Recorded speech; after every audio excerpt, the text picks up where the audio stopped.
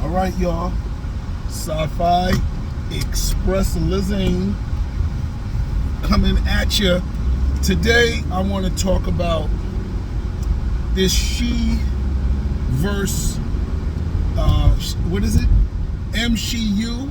The MSheU attack on the female diversity, or what I think is just overall growing diversity, because I'm sure the people that complain about She-Hulk and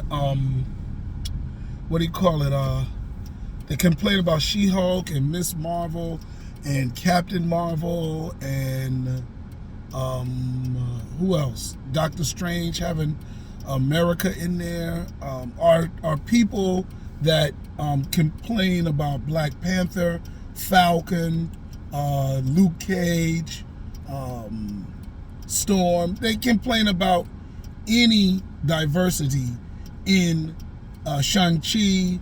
They complain about any diversity in the MCU. And I understand why they're doing it, but I don't agree with it. I understand. I've seen, like, what triggered me was I made a post on social media about She-Hulk, and She-Hulk was in a post-credit scene twerking with Megan Thee Stallion, right? And I did not hate on it. I just posted sort of like a curious, like, oh my God, oh no, I don't know where we're gonna go with this, and also understand that She-Hulk is new to me. I didn't read She-Hulk comics, and I'm not necessarily familiar with her or her origin story or any of that stuff, right? But I'm familiar with a lot of the characters, and I'm familiar with the universe, right? So my reservation is withdrawn, because I have to read and watch what other people say about the She-Hulk comic book. That withstanding, that comment was like just me putting it up. What is this? Is there going to be more of this? That's all it is, right? So that comment drew love and drew hate, and I wasn't aware of some of the depth of the hate that people would go for the MCU, for just female characters, and just all of this, right? The LGBT characters, just so much. And I think some of it is warranted, because we live in America. You know what I'm saying?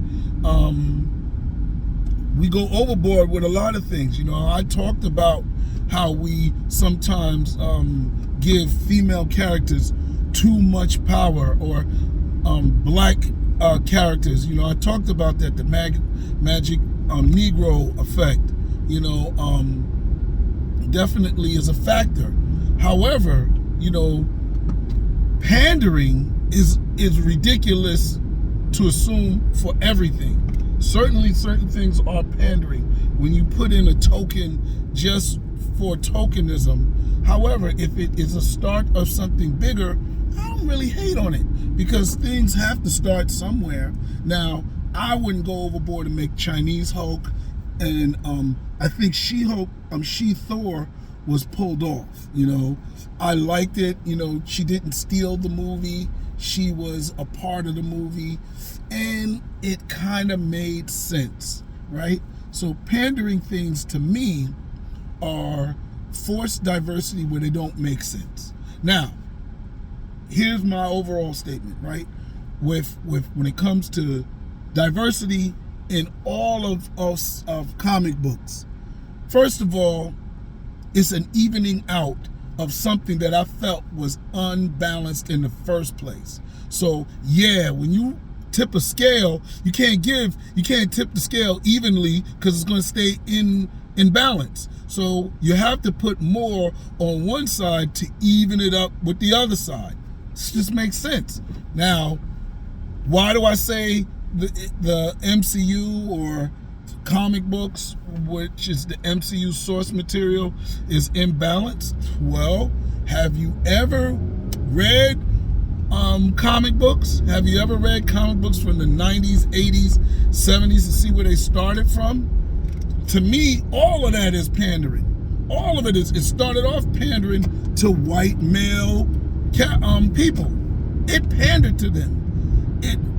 For me, it didn't even pander or get my interest, right? It didn't present a spectrum of anything. Even the women, big bootied, flat bootied, was pandering to white male. That's not how women look. They were giving women breast enlargements before the surgery was around, you know? So now, and that wasn't just in comics, so it's, you know, it's weird. I remember when I first started traveling, and I saw curvy white women, I was like, damn, that's really different, you know? I remember when I first came to South Beach, I was like, I saw a white woman with a behind. Yo, a big booty too.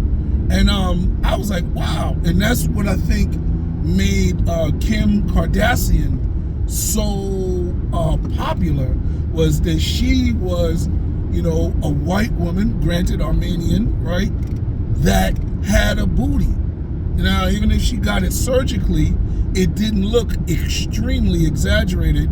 She didn't go all K Michelle on us, you know. It looked wow. So I mean, same thing with Toni Braxton. I think she got breasts.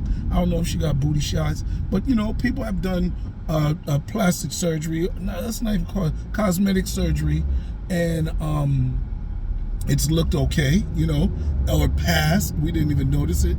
But yeah, I remember because even TV didn't really have many curvy black women on there.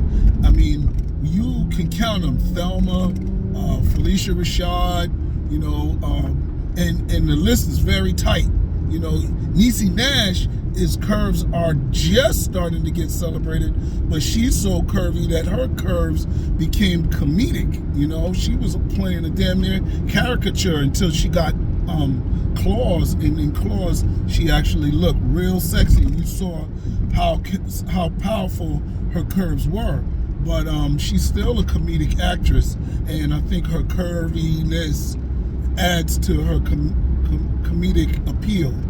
But you know, you can go through. I remember watching the Real World Roll Rules Challenge, and you would see glimpses of, you know, of booties. And then Flavor of Love came out, and that changed the game. You know, you saw, oh my goodness, look at all these curvy women. And then Instagram, IG models hit the game, and they never looked back. I mean, we was getting a little bit of Stacey Dash and some of that on the cover of King magazine and the cover of XXL magazine, but Instagram shut it down.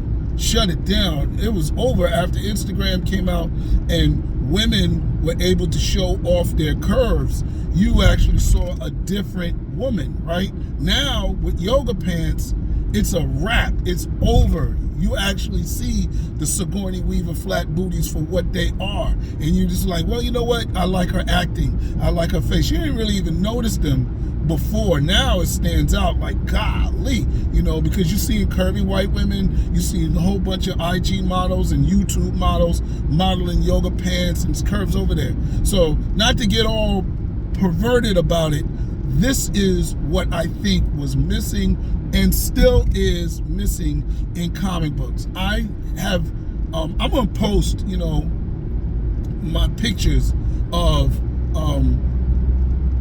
my request for a curvy cover woman.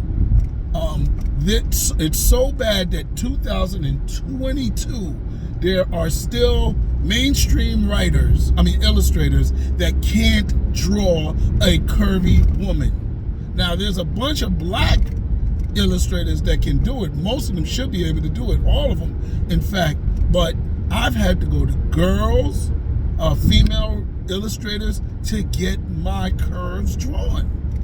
It's ridiculous. I asked for a curvy woman for a cover, and they drew the breasts beautiful. Oh man, the breast was drawn so well, it's pornographic. But when it comes to the curvy women, I don't know. And I mean, even many of the successful illustrators don't do this and can't do it that well. I remember one of my favorite Black Panther books is Black Panther and the Crew. They took the most beautiful, curvaceous woman in the MC, I don't know if you want to call it the MU, I don't call it the cinematic universe, Luke Cage's Misty Knight. The most beautiful woman, what's her name? Simone Mystic, right? And destroyed her on the cover of Black Panther and the Crew comic book, which is the best Black Panther and the Crew Black Panther comic book of the Takashi Coates era, which was not written by him. It was written by a black woman, and I can't remember her name, but I post about it a lot because it was a good story, and they destroyed Misty Knight on the cover. They don't know how to draw curvy black women. They don't really know how to draw black women in general. So that's something that is going to change. But it just shows you, right? And it just shows you how pandered, right, to white males comics have been. Just the design of the female character. We're not going to get into the stories. We're not going to get into, the being the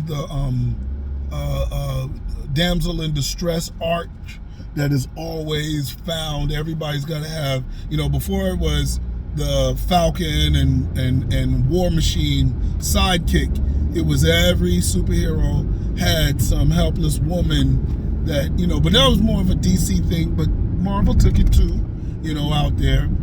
So I just think when it comes to what you see being done in the MCU, you have to understand what wasn't done in the comic books. And now, yes, create new characters. In an existing universe, it's actually probably even harder to create a new character for a universe that is as old as Marvel and DC, to create new characters in there than it is to do it in your own universe, like Static Shock was created, like My Thug Angel and Twa-Man, and the various other black superhero characters that are out there. So I also think not only is it's hard to do for diverse characters, right? Black, female, and other diverse characters. You also have to stand behind a list of characters like Deadpool that are hugely popular in comic books but have not been given their MCU or DCU introduction. Adam is the Ant-Man of the DC universe, right? Submariner is the Aquaman of the MCU. Then they have Kraven the Hunter. There's a whole bunch of really popular superheroes that have not seen any light, whether it's been on the small screen, on streaming series, or it's been on the big screen. So it's kind of hard, to jump that, but they're doing their best, I like the MCU. I like the mix of characters. I like the blurred lines between the television series or the streaming series and the movies. So you just have one big MCU. I like the fact that the Hulk is in She-Hulk. I don't like that Hulk, but I like the fact that he's in the in her series, right? Because it's kind of beautiful to not have to reimagine a different person. I really wish they bring back the Hulk that fought the Abomination, because they brought the actor that was the Abomination into the universe. So maybe there's going to be a split of Hulks, so that rage-filled Hulk can exist, but then there's going to be two Bruce Banners. I have no idea. So they just got to make it work. What else do I want to say? I don't know. That's it really for me. I understand a lot of what's going on. I am not pushing back like these racists are. I'm uncomfortable with the amount of LGBT presence, but they're even less found in comic books because they probably were never in comic books before, and they're quickly trying to adjust, and I don't like it, but I'll tolerate it. I mean, I hate it when they gave it to us in Black Lightning, and we had Thunder. Oh my God, the second most attractive after Simone Mystic, you had, oh God, I forgot her name. She gonna mess up, and I actually met her. So anyway, that's it. I'm riding along with it. I understand it. So if you got comments, you got give me likes, give me follows, give me shares. Let's do it. All right, peace.